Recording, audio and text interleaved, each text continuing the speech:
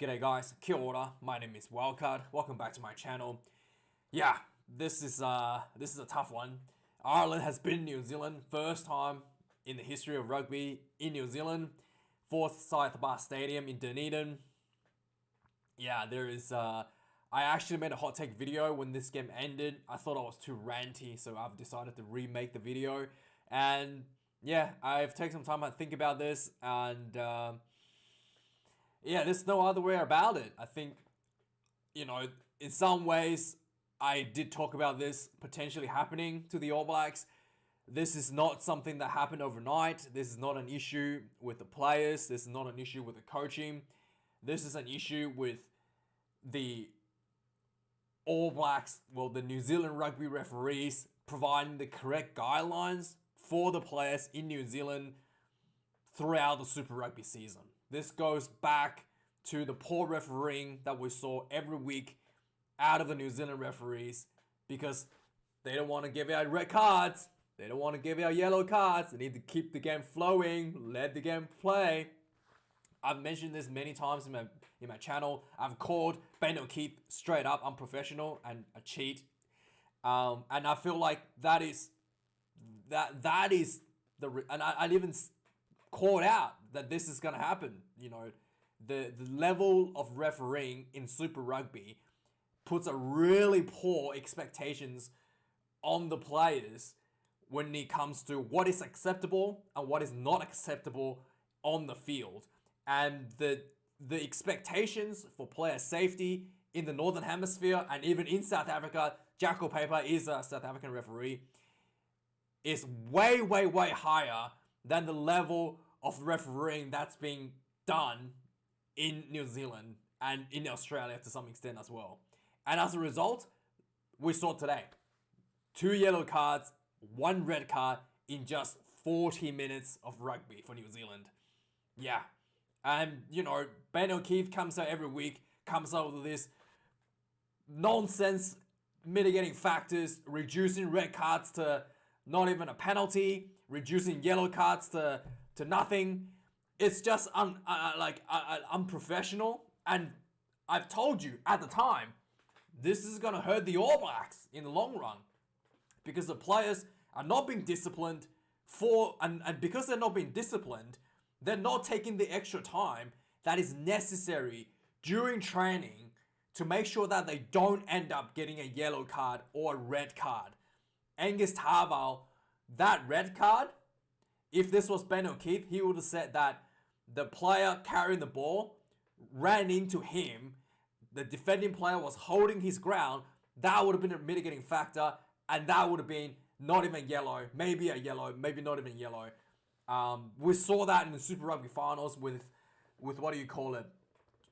Jack Goodhue, when RTS got tackled into him. Jack Goodhue, clearly high shot, clearly a red. Ben O'Keefe says, the ball carrier, the defender, Jack Goodhue, was holding his ground. He got run into. Therefore, that's a mitigating factor. There's no such thing, Ben. Still, there's no such thing. We saw today. That's a red card. And guess what? No 20-minute red cards in international rugby. All Blacks had to play with the play in the bin. All credits to the All Blacks, though. They played quite well during the first half. In fact, despite having to play 13 players at some times. So the All Blacks really showed a lot of resilience there. But eventually, I think the lack of one player missing caught up to them in the second half. A lot of handling errors out of the All Blacks really didn't build any momentum. And the Irish really basically took the stuff that they did really well last week for the first 15 minutes and stretched that out for the entire game. And really put the hammer down on the All Blacks, put the hurt on. And yeah, this is the performance that everybody wanted to see out of the Irish team. I think if you're an Irish fan, you'll be really happy with that. Some really clear, outstanding players from the Irish side. Andrew Porter, he was criticised last week by the Irish media for giving away way too many penalties. This week, show the heart of a champion. Came out of the gates, put on lots of hard work around the park, scoring 2 tries. Muscled himself through 2 tries for the Irish team. The only 2 tries that were scored Andrew Porter, the loose hair prop. And also, Johnny Sexton showed that his experience, showed the missing link that Irish once again needed from last week was, directing the traffic exceptionally well for the Irish side for the entire duration of the game. The kicking game was good. He kicked when he needed to be kicked. He didn't kick when he didn't need to be kicked. Directed traffic quickly, fast, and, precisely needed around the park. Exceptionally good performance by Johnny Sexton. It really kind of showed like Bowden Barrett and Richie Mo'unga some of the more experienced decision making, more mature decision making, and it resulted in just a really, really, really solid and difficult situation for the All Blacks. So much pressure being piled on, and eventually the All Blacks was not able to cope. Ireland comfortably won this game, I will say, despite the scoreline. And another thing I kind of wanted to mention, that the All Blacks did get away with a little bit of there was a bit of referee mistake as well during this game. The referee was actually quite poor, so the All Blacks was actually got away with play with one extra player for about a minute or two in the first half. So basically, there was a situation where the All Blacks had a yellow card and a red card. Both the yellow and the red were on the tight head prop position. So as a result, Ireland opted for a scrum, and in this situation, the All Blacks had to put on a loose head prop to replace the missing prop position, because you must have two props on the field for a scrum. And because of the fact that it's two loose head props, the All Blacks were not able to fill a contestable scrum. Basically the law says if this was to happen, the All Blacks needs to bring off two players to substitute the one loose head prop that needs to be put onto the field. But instead, the All Blacks just took Ardie Savea and played 13 players instead. They should be playing 12 players, because the condition of going to uncontested scrum is losing another player. We saw this in the Six Nations this year. I'm pretty sure it was Italy against Ireland. Italy was down to 14 players due to two hookers being one hooker being injured and the other hooker being yellow carded, and they had to go to uncontested scrum with two hookers missing essentially. And instead of playing 14 players on the field, they had to play with 13 players. So there was a lot of confusion from that. A lot of media talk about that afterwards. But that should have happened this game as well. When Ardie Savea was subbed off for Aiden Ross because of the two cards, they needed to take off another player for the All Black team. But they got away with that for a couple of minutes. That's the referees being incompetent. You get away with what you can, right? But regardless, with that bit of shenanigans, the Irish team was overwhelmingly too good for the All Blacks in the second half. Lots of handling errors from the All Blacks, throwing the ball to the ground, dropping the ball in contact again and again and again. Fainga'anuku showed a bit of his inexperience this game.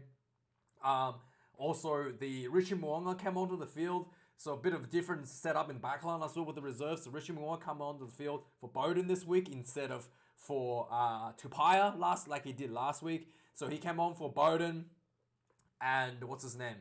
Will Jordan went to fullback, and they took Rieko Ioane, which was interesting, instead of they took Rieko Ioane and Bowden Barrett instead, and then they had Tupaia and Geordie Barrett as centre. So they moved Geordie Barrett, so that was a really weird decision as well.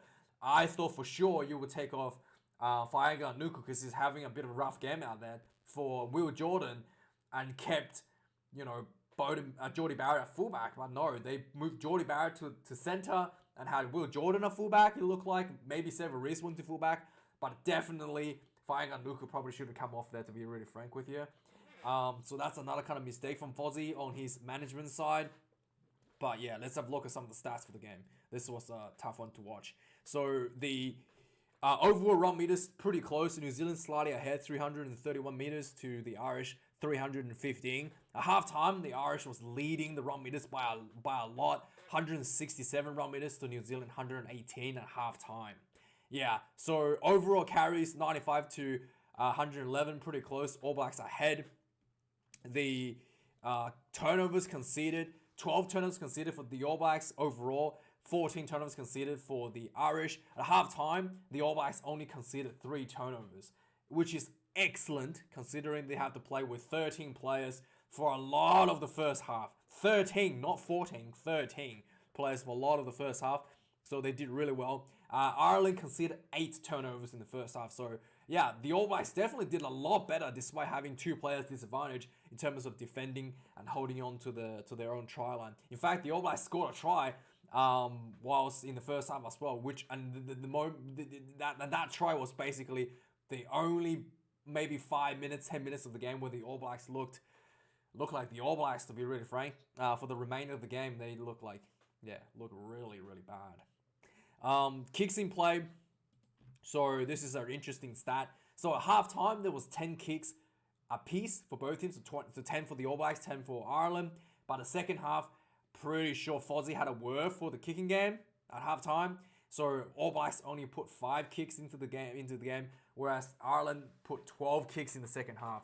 I did notice some really weird stuff as well. So Will Jordan was on the field. He had an opportunity with a bit of a line break down the sideline. We've seen this like many times for the Crusaders, where Will Jordan will make a little break and he will just kick the ball down the field, and then he will chase it down and pressure that either into a turnover penalty or maybe just scoring and try outright. He did not kick the ball this time. He just held onto the ball and got tackled. Yeah, so definitely some kind of direction came out from upstairs with regards to kicking, because it did look like All Blacks really reluctant to kick in the second half, despite that put them into quite a big disadvantage. Yeah, so that's a bit of interesting stuff there from the kicking. So the lineouts, 2 lineouts lost for both teams. The All Blacks lost 2 lineouts in the first half. Second half, Scott Barrett stealing 2 lineouts out of the out of the Irish team. So really good effort again for Scott Barrett. And then the penalty count, 14 penalties apiece. Overall, the penalty count was quite even. But yeah, All Blacks conceded 2 yellow and 1 red card in the first 1 half of the game. Ireland had 1 yellow card just before halftime due to repeated penalties. It was pretty cynical stuff. I think it was it not Ian Henderson? Was it Ian Henderson? No, James Ryan. 2 repeated penalties, cynically really close to his try line, gets himself a yellow card. The All Blacks red card was resolved. Angus Harbour, high shot onto Ringrose. Ringrose looked like he got knocked out. He was stiff on the ground with his arm up in the air. You know he's knocked out cold when that happens. So he gets a red card for that. And another yellow card was given to Fainga'a-Nuku. He tried to charge down a kick from Handsome. I think it was Handsome. James, was it Mac Handsome? Is it Mac Handsome? Basically tried to kick the ball out on down the wing. And then he already, Fainga'a-Nuku was already in the air. He can't fly away in the air, right? But obviously, he overcommitted and shoulder charge, basically bumps into Handsome. And then, yeah, yellow card. And also, there was another yellow card. This was, the second yellow card was a bit tough on Tu'ungafasi. So basically, Johnny Sexton received a really poor kick from Beauden Barrett. Beauden Barrett was being pressured, essentially. So Beauden Barrett put a pretty poor kick, and Johnny Sexton gets the ball. He runs down the sideline. It slips through a gap down the sideline. And as he's, running down, he makes, he had Gary Ringrose, I think it was, on his inside. And he tries to throw a pass to Ringrose, and then he kind of decided not to throw. So he literally threw a dummy to Gary Ringrose, and he got tackled. And then Tu'ungafasi was obviously chasing Ringrose behind him. And he obviously saw Johnny Sexton was going to throw the pass, and he thought he did, tackles Ringrose, and the referee, TMO, says that he tackled a player without a ball, which is the case. The commentators thought this could have been a penalty try, but I thought it wouldn't be a penalty try for 2 reasons, because Johnny Sexton didn't pass the ball. It can only be a penalty try if he passed the ball, and then the player was tackled before the ball was received. It can't be a penalty try just because he was in position to score a try. This doesn't really make sense for this to be a penalty try, because the ball carrier didn't actually pass the ball. So I thought it was really weird how they were looking at the could potentially be a penalty try. But eventually the referee did not give a penalty try because they said Jordie Barrett was close enough to cover Ringrose potentially, which I thought, it's the wrong reason, but it was the right decision. This was not a penalty try. Yeah, it's really weird. How can you say that it could be a try when Johnny Sexton never passed the ball? He just dummied. He dummied the pass. So you can't really say that it was going to score a try when the ball was never passed. If he had passed the ball and Ringrose was tackled before he received it, yes, this could be considered a penalty try. But I thought it was really weird how they even consider that.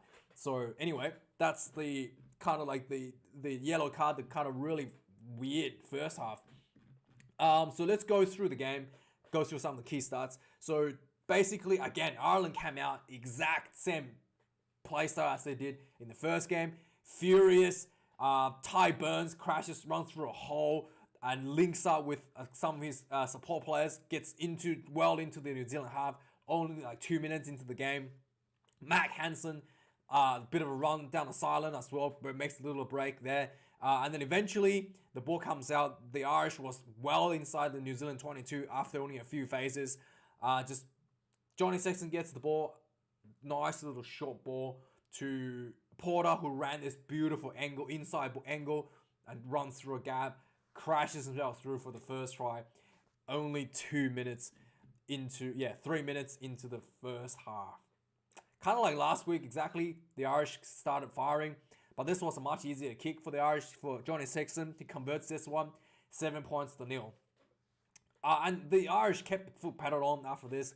So we already have this stats where the Irish team was always really good in the first 20 minutes and kind of like cools off a little bit in the next 20, and then kind of slowly kind of backs up a little bit in the second half. So that's exactly what happened in this game. So the Irish team came out super fast, and then 13 and really held the game in, controlled the game from the get-go. 13 minutes in the game, Ireland more pressure on, gets a penalty, a long-range penalty, and this was earned by the Irish scrum dominance. Yeah, so unlike last week where the New Zealand had the scrum dominance, this week the Irish team clearly worked on their scrum. They get a penalty from the scrum, bit far, but Johnny Sexton popped this one through. Another 3 points. First 3 points on the board, 13 minutes in the game. Ireland 10 points to 0. On the 16th minute, Mac Hansen tries to kick the ball down on the sideline. He gets bumped by kind of shoulder bumped by a Whakanuku, try to charge him down. Whakanuku goes off for a yellow card. Yeah, so immediately All Blacks are down to 14 players playing against a pretty tough start already. This is looking a bit rough for the All Blacks. So the Irish kicks the ball out for a 5-meter line out following this penalty. They go for a maul. The maul was messy. The All Blacks snuffs it out and defends the maul. Gets a turnover from the ball. So this was a really good effort for the All Blacks despite having a play in the bin. On the 20th minute, the Irish were starting to consider a lot of penalties despite having a play advantage. It's looking almost like the Irish team, just like last week, the Irish team look like they're just rushing a little bit and really forcing a lot of their own errors because of their own rushing.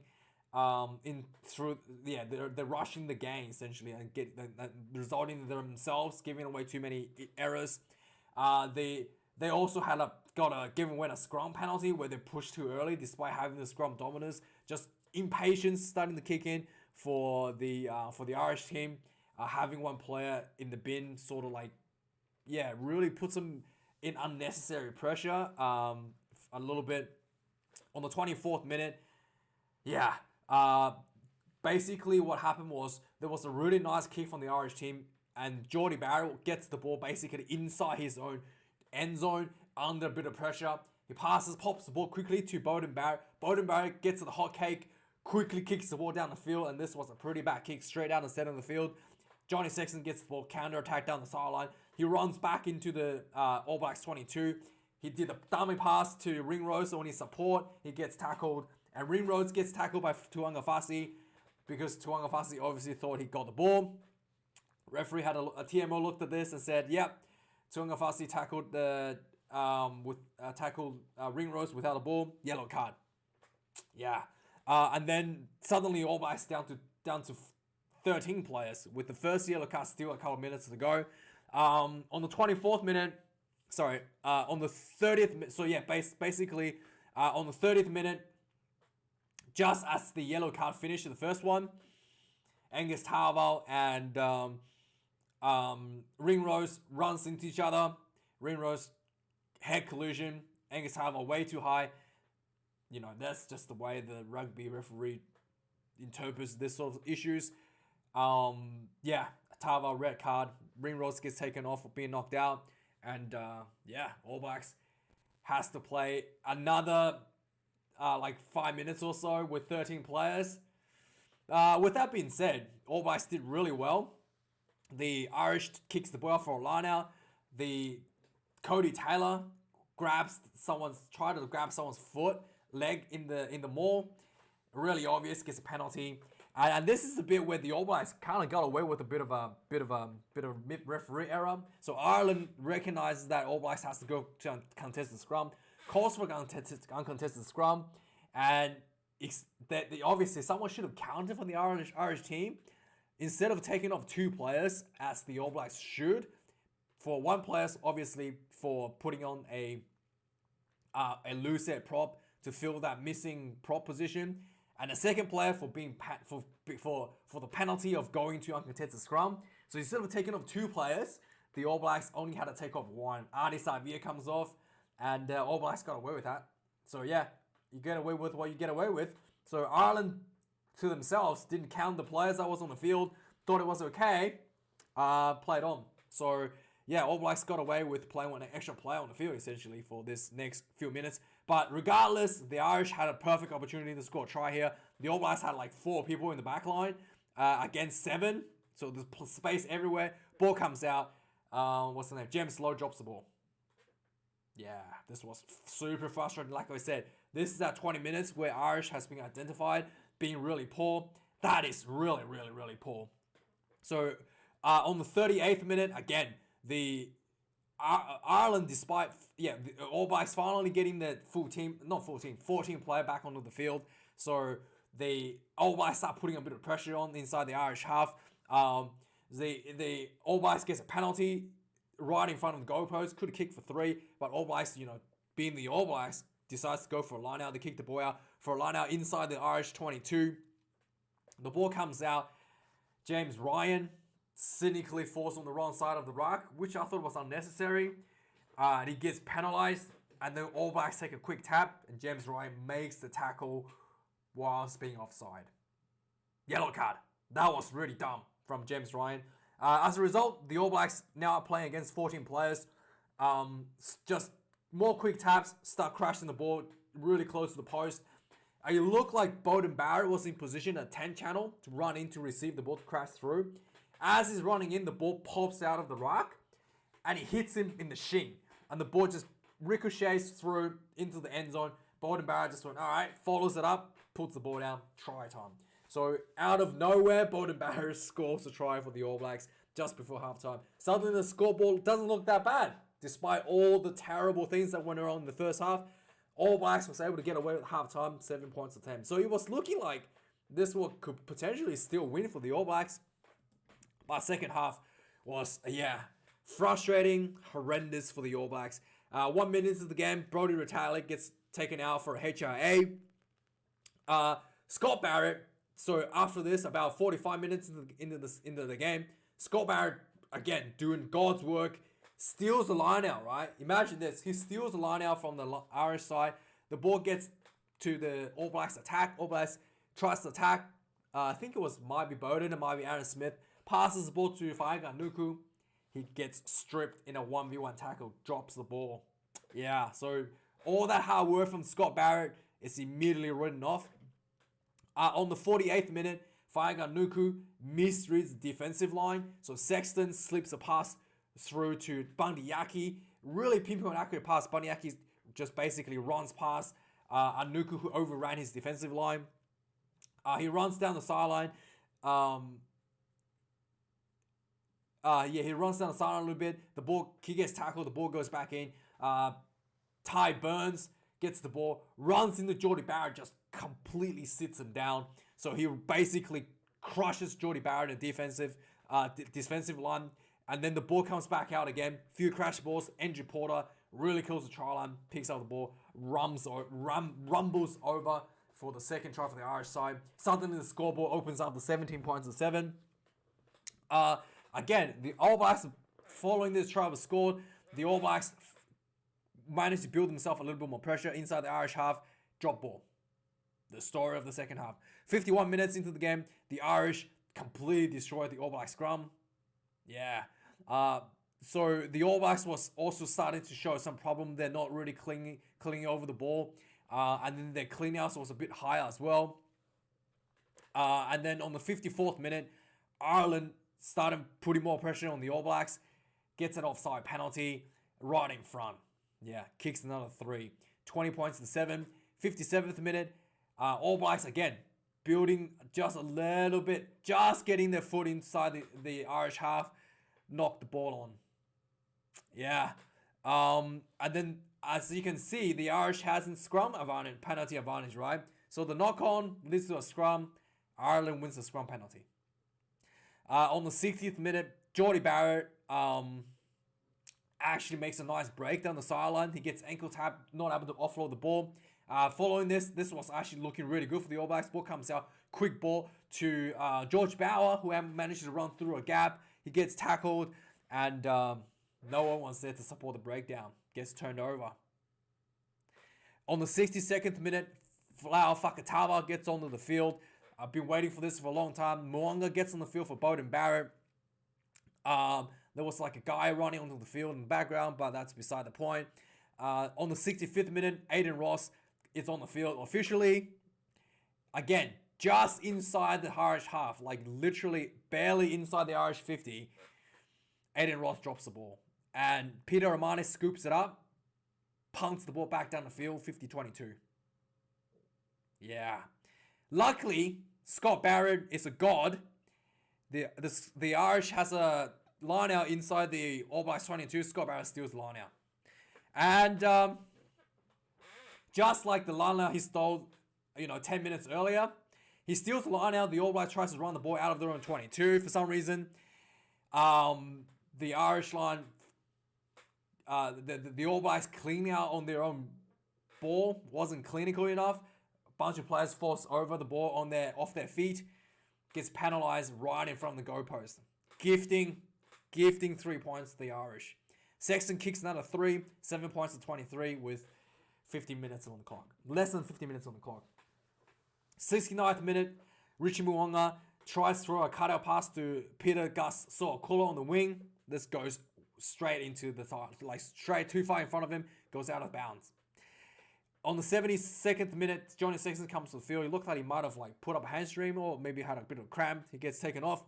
73rd minute, All Blacks trying to make something happen, pounding the Irish try line, getting penalties. Takiaho drives over. No try, just short. Held up. So All Blacks still has penalty advantage. They tap and go quick again. Parting into the Irish defense.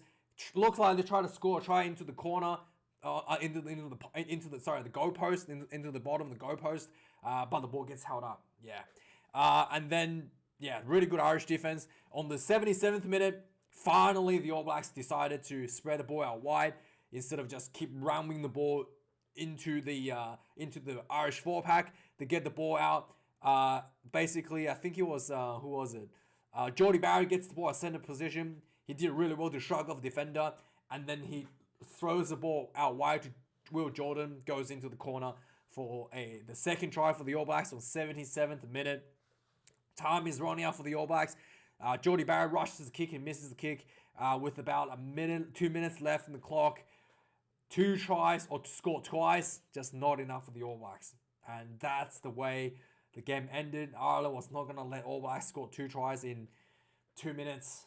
And All Blacks losing the first time to Ireland. I think New Zealand Rugby needs to take a serious look at the way their referees are done Super Rugby. If you don't follow the international standards, the only people who are going to get hurt is your own players. Because they're not going to be training, they're not going to be practicing, tackling lower, and it's just a habit. A lot of these things just a habit. You're going high, it's just a habit. You don't have the habit of going in low, you get a red card. And I feel like this is probably going to happen again in another game in the near future, to be really frank.